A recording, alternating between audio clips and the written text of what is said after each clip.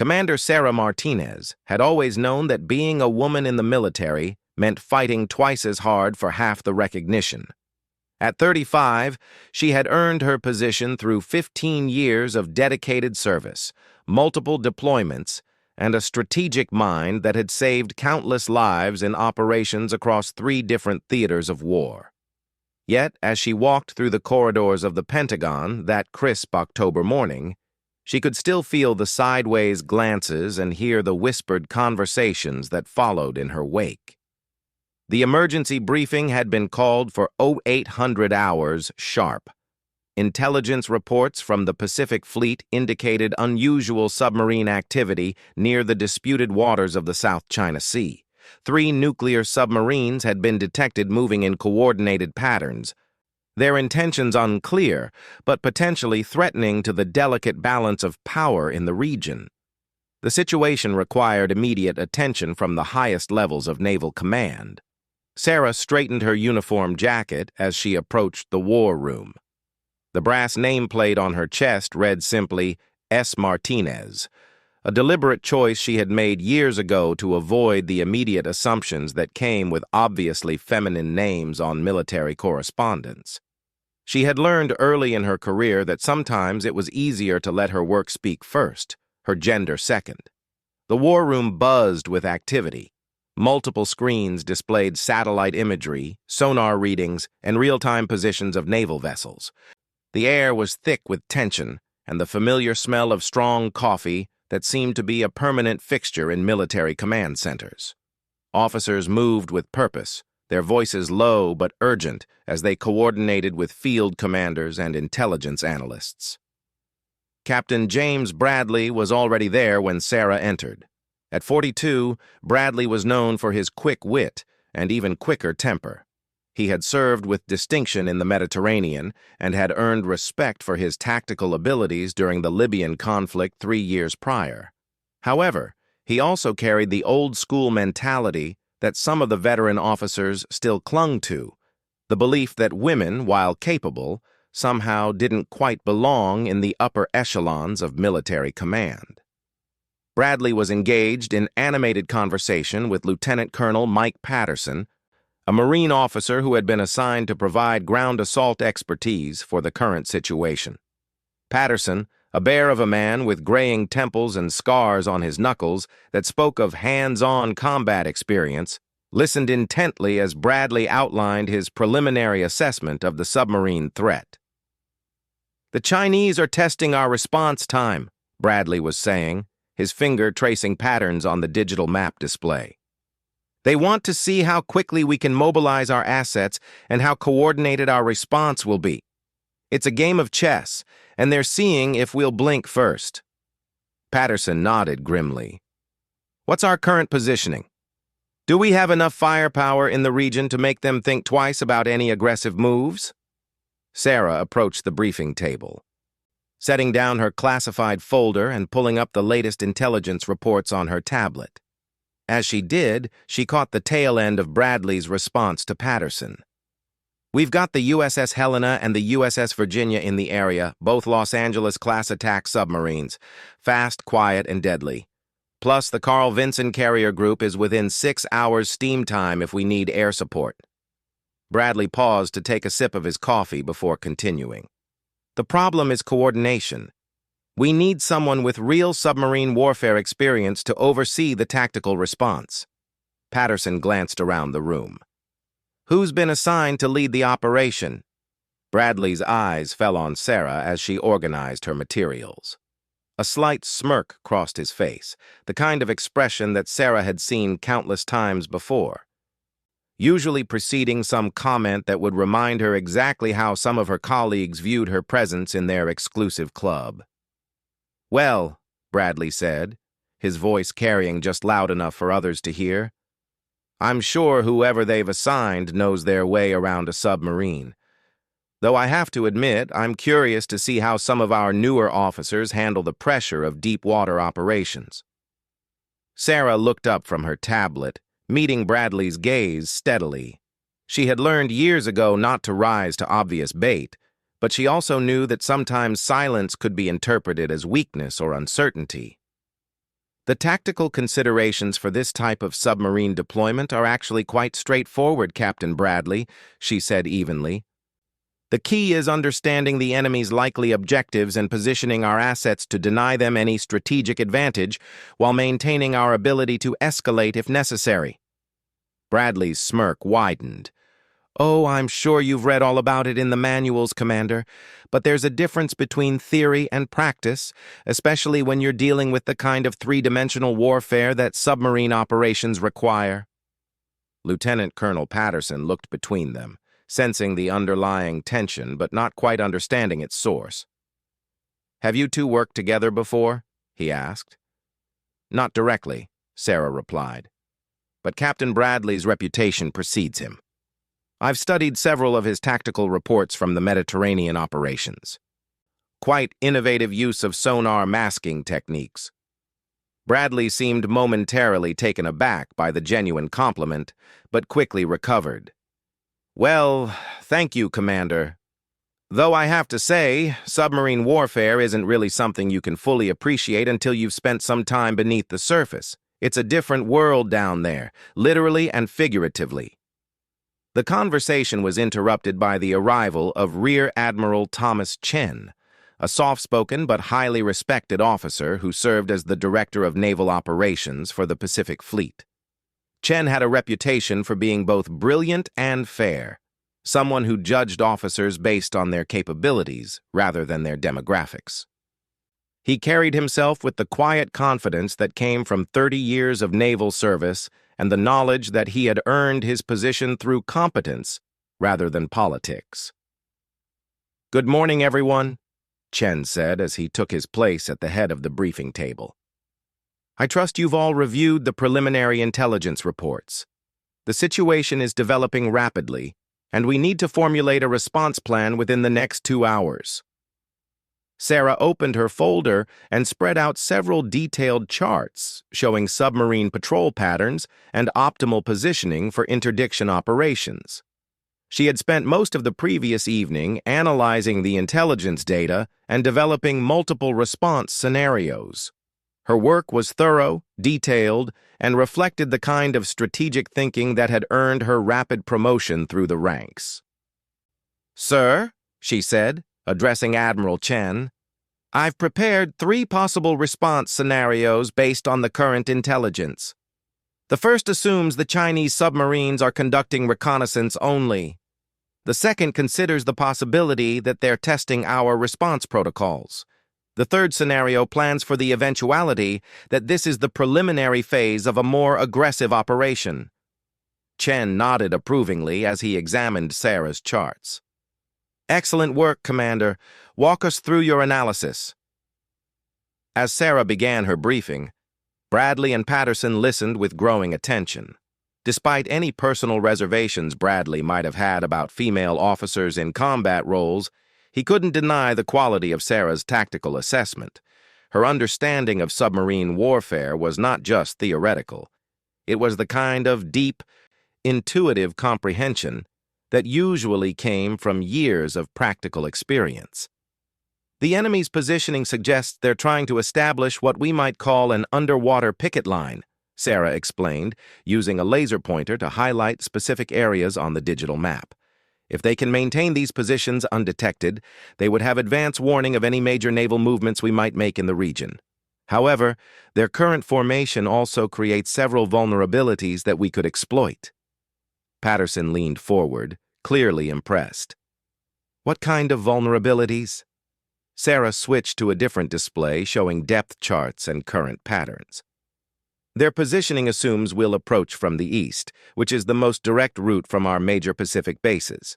However, if we use the underwater canyon systems here and here," she pointed to 2 specific areas on the map, "we could approach from the southwest and potentially position our submarines behind their formation without detection." Admiral Chen studied the proposed routes carefully. "That's a complex navigation challenge, Commander.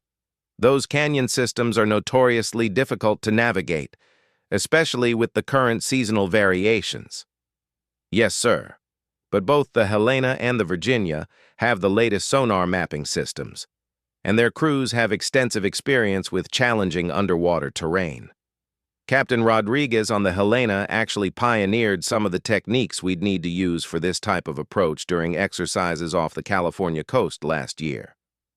Bradley found himself nodding along with Sarah's analysis, despite himself. The plan was sophisticated, creative, and showed exactly the kind of tactical thinking that separated exceptional officers from merely competent ones. He began to wonder if he had underestimated Commander Martinez. The briefing continued for another 30 minutes as Sarah outlined the logistical requirements, communication protocols, and contingency plans for each of her 3 scenarios. Admiral Chen asked detailed questions about timing, coordination with air support, and potential diplomatic ramifications. With each answer, it became increasingly clear that Sarah had not only anticipated these concerns, but had developed comprehensive solutions for them. "Outstanding work, Commander Martinez," Admiral Chen said as the briefing concluded. "Your analysis will form the basis of our operational plan. I want you to coordinate directly with the submarine commanders to ensure smooth implementation." As the meeting broke up and officers began filing out of the war room to attend to their various responsibilities, Bradley lingered behind. He approached Sarah as she gathered her materials, and for a moment, his expression showed a mixture of respect and something that might have been embarrassment. "That was impressive," he said quietly. "I may have misjudged your level of experience." Sarah looked up at him, noting the sincerity in his voice. "Thank you, Captain. We all bring different strengths to these situations." Bradley nodded, then paused as if considering his next words carefully. "You know, I've been in the Navy for almost 20 years, and I've seen a lot of changes. Some of them have taken me longer to adjust to than others." It was as close to an apology as Sarah was likely to get, and she recognized it as such. "Change is never easy," she replied diplomatically. "But I think we're all better when we focus on the mission rather than our preconceptions." The truth was, Sarah had dealt with officers like Bradley before. Some were actively hostile to the idea of women in combat roles, but many were simply uncomfortable with change and uncertain about how to interact with female colleagues in traditionally male-dominated environments. Bradley seemed to fall into the latter category, not malicious, just set in his ways and perhaps a bit insecure about the evolving nature of military service. As Bradley left the war room, Sarah remained behind to finalize the coordination details with Admiral Chen. The submarine operation would be complex and dangerous, requiring precise timing and flawless execution. Any mistake could escalate the situation into something far more serious than anyone wanted to contemplate. "Commander," Admiral Chen said as they reviewed the final operational timeline, "I want you to know that your analysis today was exactly what we needed. The Joint Chiefs have been looking for innovative approaches to these kinds of submarine confrontations, and your canyon route strategy could become a model for future operations." Sarah felt a surge of professional pride. This was why she had joined the Navy, to contribute to something larger than herself, to use her skills and intelligence in service of her country's security. The recognition from Admiral Chen meant more to her than any personal vindication against officers like Bradley. "Thank you, sir. I just hope the operation goes smoothly." Chen smiled. "With planning like this, I'm confident it will. Now you should get some rest. Tomorrow is going to be a long day."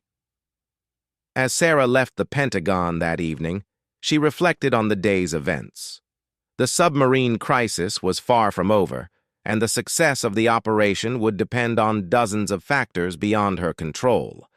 But she had done her part, contributed her expertise, and earned a measure of respect from her colleagues. She had no idea that within 24 hours, a casual comment in the war room would reveal something about her background that would shock everyone present, including some of the most senior officers in the United States Navy. The joke that Captain Bradley would make, intended as harmless banter, would expose a truth that would fundamentally change how everyone in that room viewed Commander Sarah Martinez. But that revelation was still ahead of her. For now, she was simply a dedicated naval officer who had done excellent work on a challenging problem, looking forward to seeing her strategic plan put into action against a potentially dangerous adversary. The submarine operation had commenced at 0400 hours, with both the USS Helena and USS Virginia beginning their complex navigation through the underwater canyon systems that Commander Sarah Martinez had identified. The war room had been transformed into a nerve center of activity, with multiple communication stations maintaining contact with the submarines, satellite intelligence feeds providing real-time updates on Chinese naval movements, and a team of analysts monitoring every aspect of the developing situation. Sarah had been at her station since before dawn, coordinating between the submarine commanders and the operational staff at the Pentagon. The canyon route she had proposed was proving even more challenging than anticipated, with unexpected thermal layers and stronger than predicted currents complicating the submarine's approach. However, both Captain Rodriguez aboard the Helena and Captain Williams on the Virginia were experienced submariners who were adapting their navigation in real time to overcome these obstacles. Captain Bradley had also been present throughout the night, and Sarah had noticed a marked change in his attitude toward her since their conversation the previous day. He was more collaborative, more willing to listen to her input, and had even publicly supported several of her tactical recommendations during the night shift briefings. It seemed that her comprehensive analysis and professional competence had begun to shift his perspective on female officers in combat roles. The war room was now filled with senior officers from multiple branches of the military. In addition to Admiral Chen, who was overseeing the overall operation, there were 3 other admirals present: Admiral Rebecca Foster, the Deputy Chief of Naval Operations, Admiral Marcus Thompson, who commanded the Atlantic Fleet, and Admiral David Kim, the Director of Naval Intelligence. The presence of so many high-ranking officers underscored the potential significance of the submarine confrontation. Lieutenant Colonel Patterson had remained as the Marine liaison, while several other colonels and commanders from various specialties had been brought in to provide expertise on different aspects of the operation. The room buzzed with quiet conversations as officers monitored different communication channels and analyzed incoming intelligence reports. At approximately 07:30 hours, the Helena reported that they had successfully navigated the most difficult section of the canyon system and were approaching their target position behind the Chinese submarine formation. The Virginia was about 20 minutes behind, having encountered a more challenging thermal layer that required careful maneuvering to avoid detection. Helena reports they have passive sonar contact with 2 of the 3 enemy submarines, reported Chief Petty Officer Jennifer Walsh, who was managing the communications station. They're maintaining silent running protocols and are in position to gather intelligence on Chinese capabilities and intentions. Admiral Chen nodded with satisfaction. Excellent. Commander Martinez, your canyon approach appears to be working perfectly. We're getting intelligence without revealing our presence. Sarah felt a flush of professional pride, but kept her focus on the tactical situation. Thank you, sir. The key now is patience. We need to gather as much information as possible before the Chinese realize we're there. Captain Bradley, who was monitoring the sonar displays, looked up from his station. This is remarkable work, Commander. I have to admit, I was skeptical about the canyon route when you first proposed it, but the execution has been flawless. The credit belongs to Captains Rodriguez and Williams, Sarah replied modestly. They're the ones doing the difficult navigation work down there. As the morning progressed, the intelligence gathered by the Helena revealed that the Chinese submarines were indeed conducting reconnaissance operations, but with a specific focus on underwater communication cables that carried internet traffic between the United States and its Pacific allies. This was a more sophisticated operation than initially suspected, with potential implications for both military and civilian communications infrastructure. Around 1,000 hours. Admiral Thompson stepped away from his communication station and approached the central briefing table where Sarah was coordinating the ongoing intelligence analysis. Thompson was known for his straightforward manner and his willingness to speak his mind regardless of diplomatic niceties. "Commander Martinez," Thompson said, his voice carrying across the war room, "I've been reviewing your background file, and I have to say, your expertise in submarine warfare is impressive for someone of your rank and apparent experience level." Sarah looked up from her charts, uncertain where the conversation was heading. "Thank you, sir. I've tried to stay current with developments in underwater warfare technology and tactics," Thompson continued. "Your analysis yesterday showed an understanding of submarine operations that usually comes from extended practical experience. Have you served aboard submarines before?" The question caught Sarah slightly off guard. Her service record was classified at certain levels, and she wasn't sure how much Admiral Thompson had access to or how much she should reveal in the current setting. "I've had some specialized training in submarine operations, sir." Captain Bradley, who had been listening to the conversation, looked up from his station with curiosity. "What kind of specialized training? Most surface officers don't get extensive submarine education unless they're planning to transfer to the submarine service." Sarah hesitated for a moment. The truth was that her background was more complex than her current position as a commander might suggest, but operational security protocols limited how much she could discuss about certain aspects of her experience. "I've participated in several joint operations that required detailed knowledge of submarine capabilities and limitations," she said carefully. Admiral Foster, who had been quietly observing the exchange, stepped closer to the briefing table. "Commander, I'm curious about something. Your tactical analysis yesterday mentioned specific sonar masking techniques that are typically only taught at the Naval War College's Advanced Submarine Warfare course. That's not standard curriculum for surface officers." The conversation was beginning to draw attention from other officers in the war room. Sarah found herself at the center of growing curiosity about her background and qualifications, which made her somewhat uncomfortable.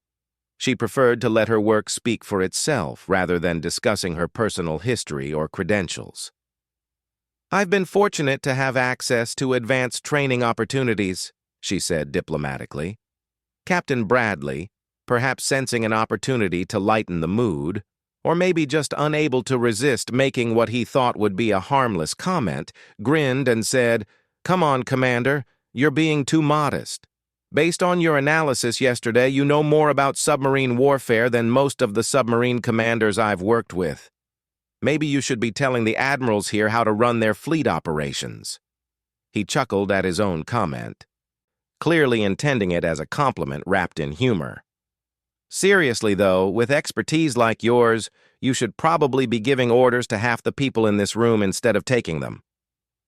Bradley's comment was meant as light-hearted banter, a way of acknowledging Sarah's competence while making a joke about the traditional hierarchy of military rank. However, what he didn't know was that his offhand remark was about to reveal something that would shock everyone present. Admiral Chen, who had been reviewing intelligence reports at his station, looked up at Bradley's comment with an expression that was difficult to read. There was something in his eyes, not amusement at the joke, but rather a look of recognition, as if Bradley had inadvertently stumbled onto something significant. "Captain Bradley," Admiral Chen said slowly, his voice carrying a strange formality, "you might want to be careful about making jokes like that." Bradley looked puzzled by the Admiral's serious response to what he had intended as humor. "Sir, I was just commenting on the commander's obvious expertise. I meant it as a compliment." Admiral Chen set down his papers and walked over to the group that had gathered around the briefing table. His expression was grave, and there was something in his demeanor that suggested the conversation had taken an unexpected turn into serious territory. "The problem, Captain," Chen said quietly, "is that your joke might not be as far from the truth as you think." The war room had gradually grown quieter as officers became aware that something significant was happening at the central briefing table. Sarah felt a growing sense of discomfort as she realized that her carefully maintained operational security was about to be compromised. Admiral Foster was studying Sarah's face intently, as if trying to recall something from memory. "Commander Martinez," she said slowly, "your security clearance files indicate some unusual access levels for someone of your current rank. Would you care to explain why you have clearances typically reserved for much more senior officers?" Sarah felt trapped. The operational security protocols that had governed her assignment required her to maintain her cover as a regular commander, but the growing scrutiny from the assembled senior officers was making that increasingly difficult. "Ma'am, I'm not sure I can discuss the details of my clearance levels in this setting," she said carefully. Admiral Thompson was now looking at her with sharp interest. "Commander, I'm beginning to think there might be more to your background than appears in your standard service record. Admiral Chen, do you know something about Commander Martinez that the rest of us should be aware of?" Chen looked at Sarah with an expression that seemed to be asking for permission. She could see that he was struggling with the same operational security concerns that were troubling her, but the situation was rapidly moving beyond their ability to maintain her cover story. Captain Bradley was looking around the room with growing confusion. "I'm sorry, but what exactly is going on here? I made a simple joke about the commander's expertise, and now everyone is acting like I said something inappropriate." Sarah realized that the situation was about to spiral out of her control. The operational security that had protected her true identity and position was crumbling under the weight of scrutiny from some of the Navy's most senior officers. She made a decision that she hoped wouldn't compromise ongoing operations or put anyone at risk. "Admirals," she said quietly, "perhaps we should continue this conversation in a more secure setting." Admiral Chen nodded grimly. "I think that would be wise. However, given the current operational situation, we may need to address this here and now." He paused for a moment, clearly weighing the security implications of what he was about to reveal. Then, with visible reluctance, he continued. "Ladies and gentlemen, I need to inform you that Commander Martinez is not operating under her actual rank and position. For operational security reasons, she has been assigned to this operation under cover." The war room fell completely silent. Every officer present was now staring at Sarah with mixtures of confusion, surprise, and growing realization that something extraordinary was about to be revealed. Admiral Foster was the first to speak. "Admiral Chen, are you saying that Commander Martinez is operating under false credentials?"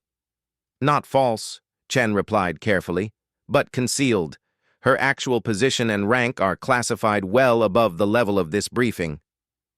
Captain Bradley's face had gone pale as he began to understand the implications of what he had unknowingly stumbled into. "Sir, I had no idea. I was just making conversation." Admiral Thompson stepped forward, his expression grave. "Admiral Chen, I think you need to clarify exactly what we're dealing with here. If Commander Martinez is not actually a commander, then we have a serious breach of operational protocol." Chen looked at Sarah one more time, seeking final confirmation that he should proceed. She nodded reluctantly, realizing that the situation had moved beyond her ability to maintain her cover without potentially damaging relationships with officers she would need to work with in the future.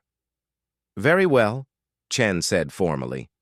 "Officers, I need to inform you that the person you know as Commander Sarah Martinez is actually operating under a classified assignment that requires concealment of her true rank and position."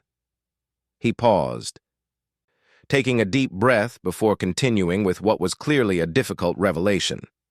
"Her actual identity is Admiral Sarah Martinez, Deputy Director of Naval Special Operations, operating under deep cover for this mission."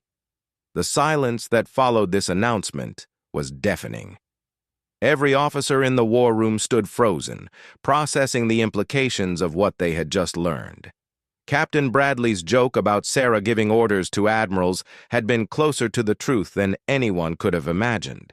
Admiral Foster was the first to move, stepping back and coming to attention. "Ma'am," she said formally, addressing Sarah directly for the first time with the respect due her actual rank. One by one, every officer in the war room followed suit, coming to attention and rendering proper military courtesy to someone they now realized was not just their equal, but in many cases, their superior in rank and position.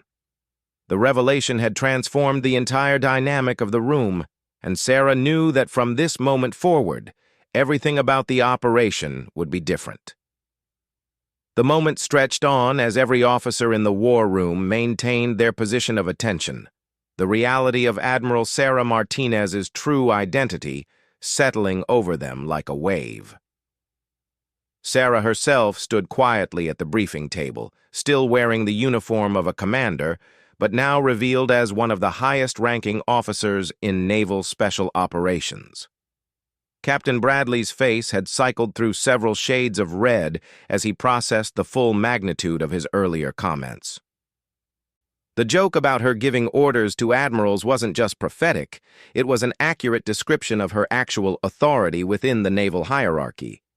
He remained at attention, but Sarah could see the mortification in his eyes as he realized how his condescending remarks over the past 2 days must have sounded to someone of her actual rank and position. Admiral Chen was the first to break the formal tableau. "At ease, everyone," he said quietly. "Given the current operational situation, we need to address the implications of this revelation quickly and professionally." The officers in the room relaxed from their rigid positions, but the atmosphere remained charged with tension and uncertainty. Sarah could see questions forming in their expressions. Questions about why she had been operating undercover, what her real role in the operation was, and how this would affect the ongoing submarine mission. Admiral Foster stepped forward, her expression a mixture of professional respect and personal curiosity. "Admiral Martinez," she said, using Sarah's actual rank for the first time, "I think we all deserve an explanation about the nature of your assignment here." Sarah nodded, understanding that the operational security that had protected her cover was now completely compromised. She would need to provide enough information to maintain the trust and cooperation of the officers present while still protecting the classified aspects of her mission. "You're absolutely right, Admiral Foster," Sarah replied. "The cover was necessary because Naval Special Operations has been investigating potential security leaks related to Pacific Fleet submarine operations. There have been indications that classified information about our submarine capabilities and patrol patterns may have been compromised." The revelation sent a ripple of concern through the room. Admiral Thompson, his expression growing grave, asked, "Are you saying that we have a security breach within our own operations?" "That was our concern," Sarah confirmed. "Over the past 6 months, Chinese submarine operations have shown an unusual degree of accuracy in predicting our patrol routes and response patterns. Intelligence analysis suggested that they might have access to classified operational information." Admiral Kim, the Director of Naval Intelligence, stepped closer to the briefing table. "That explains some of the anomalies we've been seeing in their operational behavior. They've been consistently staying just outside our predicted intercept zones." Sarah continued her explanation, aware that she was walking a careful line between providing necessary information and protecting ongoing operations. "My assignment was to integrate with the operational planning team to observe and evaluate security protocols from the inside. The submarine crisis provided an ideal opportunity to see how classified information was handled during a real operational situation." Captain Bradley, who had remained unusually quiet since the revelation, finally spoke up. "Admiral, I owe you an apology. My comments over the past 2 days were completely inappropriate, especially given your actual position and the fact that you were conducting what was essentially an investigation." Sarah looked at him with an expression that was both understanding and professional. Captain Bradley, your behavior was entirely consistent with normal military protocol based on the information you had available. In fact, your willingness to challenge my ideas and question my recommendations was exactly the kind of professional discourse that helps ensure good operational decisions. She paused, then continued with a slight smile. Although I have to admit, your comment about me giving orders to admirals was more accurate than you realized at the time. This brought a few nervous chuckles from the assembled officers, helping to break some of the tension that had built up since the revelation. However, the serious nature of the security investigation remained at the forefront of everyone's minds. Admiral Chen brought the focus back to the immediate operational situation. Admiral Martinez, what are your findings regarding security protocols during this operation? Sarah pulled up several displays showing the communication logs and information handling procedures that had been followed during the submarine operation. Based on my observations over the past 48 hours, the security protocols in this operations center have been exemplary. All classified information has been handled appropriately. Access has been limited to personnel with appropriate clearances, and communication security has been maintained throughout the operation. Admiral Foster looked relieved. So, you don't believe the security leak is originating from our operational command structure? That's correct, Sarah confirmed. The leak appears to be coming from somewhere else in the intelligence chain. My investigation will now focus on other potential sources of the compromise. Lieutenant Colonel Patterson, who had been quietly observing the revelations, raised his hand. Admiral, if I may ask, how does this affect the current submarine operation? Are we still proceeding with the intelligence gathering mission? Sarah looked at the tactical displays showing the current positions of both American and Chinese submarines. The Helena was still maintaining its position behind the Chinese formation, while the Virginia had successfully completed its navigation through the canyon system and was approaching its assigned station. The operation continues as planned, she said. In fact, the intelligence we're gathering about Chinese capabilities is even more valuable than we initially anticipated. They're using communication techniques and sonar masking that we haven't seen before. Chief Petty Officer Walsh looked up from her communication station. Admiral, the Helena is reporting that they've identified the third Chinese submarine. It was using a thermal masking technique that kept it hidden from our initial sonar sweeps. Sarah moved to the sonar display, studying the new contact with intense interest. This is significant intelligence. That thermal masking technique could give them a substantial advantage in future submarine operations if we don't develop countermeasures. Admiral Thompson joined her at the display. What do you recommend for our next step? We continue gathering intelligence for another 6 hours, then withdraw our submarines before the Chinese realize we've been observing them, Sarah replied. The information we've gathered will help us develop new detection techniques and improve our own submarine stealth capabilities. As the day progressed, the dynamics in the war room had completely changed. Officers who had previously interacted with Sarah as an equal or junior colleague now addressed her with the deference appropriate to her actual rank. However, Sarah made a conscious effort to maintain the collaborative atmosphere that had developed during her time in cover. Captain Bradley approached her during a brief lull in operations. Admiral, I hope you know that my earlier skepticism about your capabilities had nothing to do with your competence. Your strategic analysis was outstanding regardless of your rank. Sarah nodded appreciatively. I understand, Captain, and I want you to know that your willingness to challenge my ideas helped make the operational plan better. Good officers should question recommendations, regardless of who makes them. I appreciate that, ma'am. But I have to ask, was my behavior part of what you were evaluating in terms of security protocols? Sarah considered the question carefully.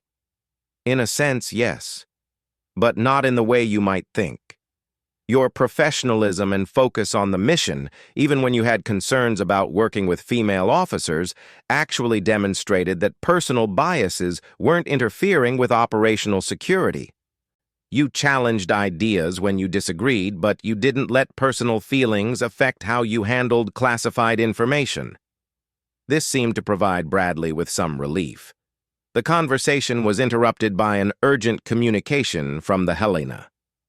"Admiral," Chief Walsh called out, "Captain Rodriguez is reporting that the Chinese submarines are beginning to change positions.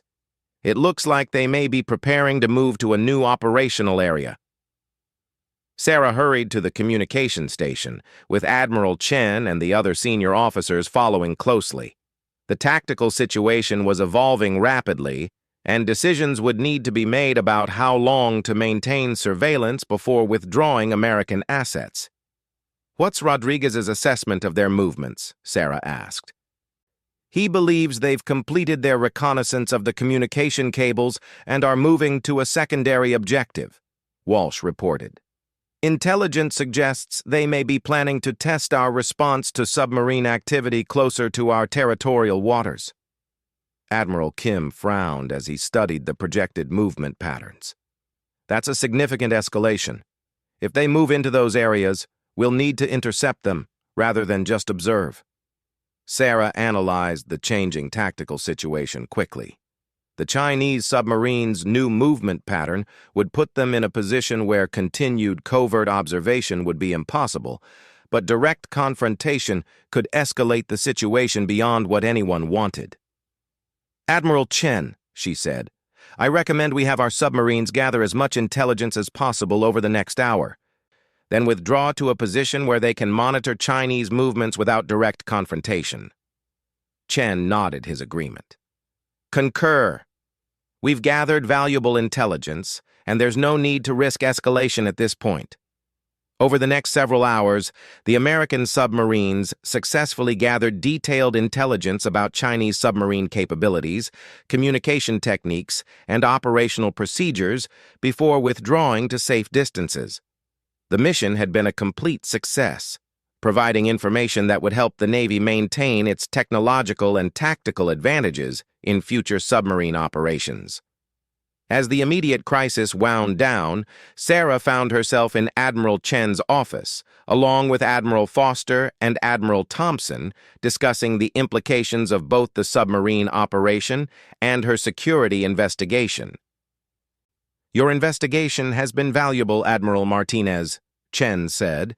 "Not only have you helped us identify that our operational security here is sound, but your tactical contributions have made this one of our most successful intelligence-gathering operations in recent years." Admiral Foster leaned forward in her chair. "What's your next step in investigating the security leak?" "The investigation will now focus on intelligence processing and distribution networks," Sarah replied.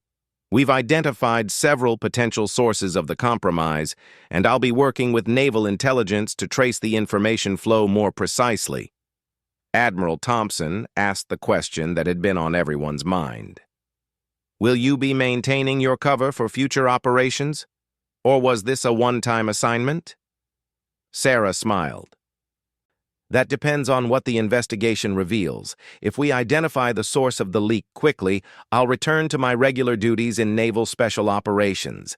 If the investigation requires more extensive undercover work, I may need to maintain alternative identities for other operations."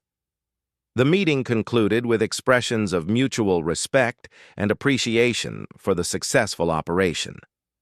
As Sarah prepared to leave the Pentagon that evening, she reflected on the unexpected way her cover had been blown by Captain Bradley's innocent joke. Captain Bradley was waiting for her in the corridor outside the war room. "Admiral, I wanted to thank you for how you handled the situation today. A lot of officers in your position might have been offended by my earlier comments."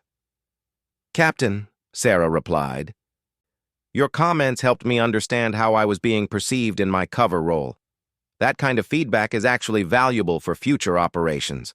Besides, your tactical insights during the operation were genuinely helpful." "I appreciate that, ma'am. I have to say, working with you has changed my perspective on a lot of things.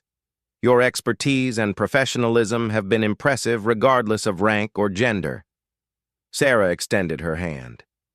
"Thank you, Captain. That means more to me than you might realize." As she walked to her car that evening, Sarah thought about the events of the past 3 days. The submarine operation had been successful. Her security investigation had yielded valuable information, and perhaps most importantly, she had found a way to bridge the gap between different perspectives within the Naval Officer Corps. The joke about her rank had indeed led to a moment when all the admirals in the war room rose to salute her. But more significantly, it had created an opportunity for mutual understanding and respect that would benefit future operations and the Navy as a whole. Captain Bradley's comment had been intended as harmless humor, but it had revealed something much more important than her true rank. It had shown that competence, professionalism, and dedication to mission success could overcome preconceptions and create the foundation for effective military teamwork. The Chinese submarine threat had been neutralized through careful planning and flawless execution. The security leak investigation had been advanced significantly, and most importantly, a group of professional military officers had learned to work together more effectively despite their different backgrounds and perspectives. As Admiral Sarah Martinez drove home through the Virginia countryside, she knew that tomorrow would bring new challenges and new opportunities to serve her country. The revelation of her true identity had ended one chapter of her career, but it had also opened the door to new possibilities for leadership and service in the complex world of modern naval operations.